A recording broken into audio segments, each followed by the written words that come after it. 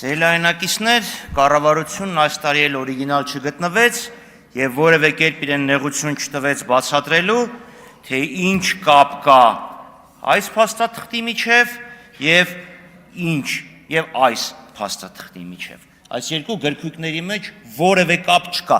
Սակայն Նիկոլ Փաշինյանը վերջապես խոստովանեց, որ որևէ կապ չկա ձեր նախընտրական ծրագրի հետ 116 էջ ամբողջը չեմ տպել, բայց վստահ եմ սա ձեզ ծանոթ է։ Բայց ինչի մեջ, որովհետև ոչ սրա մեջ կապ կա, ոչ սրա մեջ կապ կա, ոչ սրա մեջ կապ կա, վերջը, ինչ ծրագիր եք իրականացրել։ Մարդը խոստովանեց, որ մի բան խոստացել են, ուրիշ բան արել են։ Կոպիտ ասած ժողովրդին խաբել են, գցել են։ Բայց ով է մեղավոր, իհարկե հպարտ ժողովուրդը։ Եկեք խոստովանենք, որ 21 թվականի մեր նախընտրական ծրագիրը եղել է միջին վիճակագրական պսևդո-դաշնակցական ծրագիր,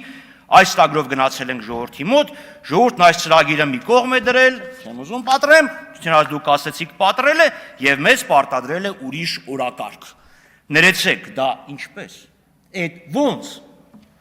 Այդ երբ այդ նոր օրակարգը ձևավորվեց, ձևակերպվեց, ձեզ ներկայացվեց, հաստատվեց,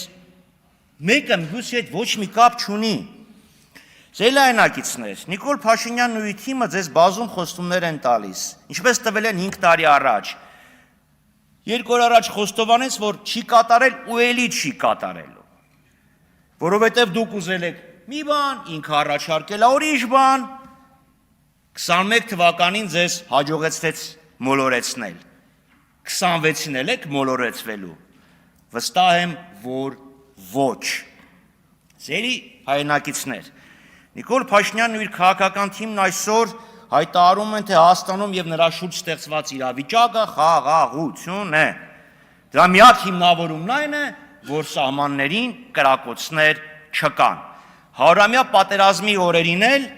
ամեն օր ֆրանսիացիներն ու անգլիացիները հո չէին կռվում։ Պատերազմի ժամանակ կար հանդարտ դարաշրջան եւ շատ երկար։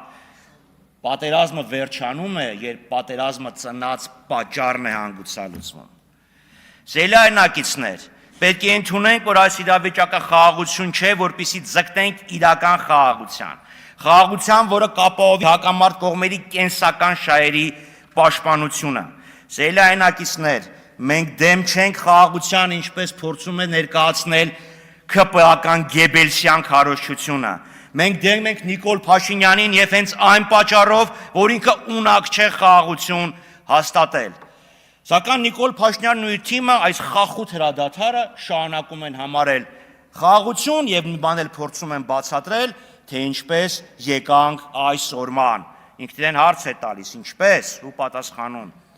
Զոհերի ու զոհողությունների գնով, բազում զրկանքների ու տառապանքների գնով, դժոխքի միջով անցնելու գնով։ Պարոն Փաշինյան, դուք Մովսեսը չեք, դուք ժողովրդին չբերեցիք ավետյաց երկիր, դուք բերեցիք ողբերգություն, Արցախի հանրապետության կորուստ, Հայաստանի երրորդ հանրապետության կորուստ, դուք Իվան Սուսանինն եք, այն տարբերությամբ, որ Իվան Սուսանինը կործանեց զավթիչների զորքին, դուք փորձում եք կործանել սեփական ժողովուրդը։ Սելայնակիցներ, Հայաստանի դեմ անհայտ երկրի կողմից անհայտը ճակերտների մեջ վարվող հիբրիդային պատերազմի դեմ բողոքող Նիկոլ Փաշինյանը այս տարի մարտի 11-ին Եվրախորհրդանում հայտարարում է. 91 թվականին Հայաստանն ու Ադրբեջանն անկախացել են այն օրը, երբ Ալմաթայի հռչակագրով արձանագրվեց Խորհրդային Միության գոյության ավարտը։ Հիմա ես չեմ ուզում անդրադառնալ պատմական ճշմարտություններին, որ սովետական միության ավարտը Ռուսաստանը, Բելարուսը եւ Ուկրաինան հայտարարել էին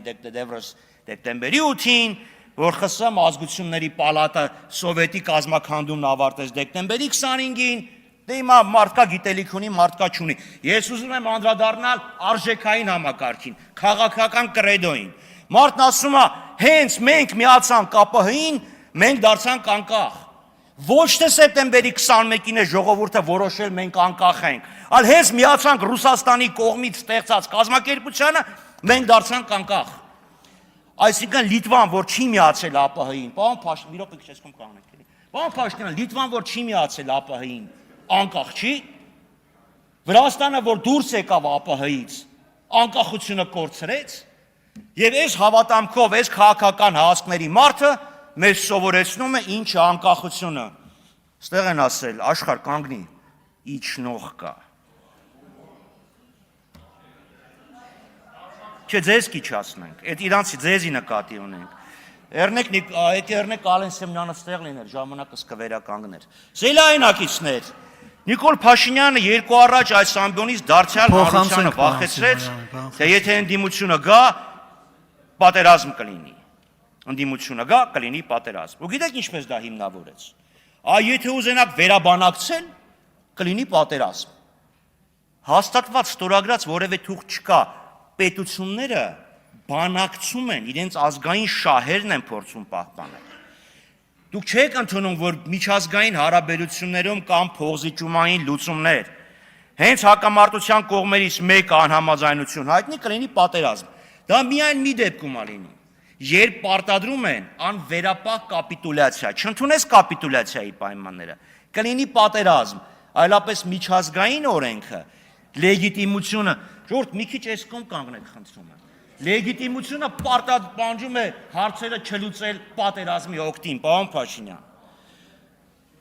Կապիտուլյացիան է, որ դրանից բացառություն է։ Նոր պատերազմի սպառնալիքը Նիկոլ Փաշինյանը ընտրություններում որպես հաղթաթուղթ է օգտագործելու։ Ես չլինեմ, չլինի Հայաստանը։ Ճիշտ նույն մոտեցումն է, ինչպես ես չլինեմ վարչապետ, Հայաստանը վարչապետ չի ունենա։ Ես չլինեմ վարչապետ, Ադրբեջանը պատերազմ կսկսի։ Ու զարմանում եմ, որ ասում ենք Նիկոլ Փաշինյանը Ալիևի սրտի վարչապետն է։ Զելայնակիցներ, իր ելույթում Նիկոլ Փաշինյանը նշեց, թե թրիփ նախագծի իրագործումը Հայաստանին վերջնականապես դուրս կբերի 34-ամյա շրջափակումից։ Ինչպես օգոստոսի 9-ից սկսած եմ ասել, հիմա էլ եմ ասում, այդ թրիփի ռելսերը ոսկուցել լինեն, Հայաստանի շրջափակումը չի ճեղք։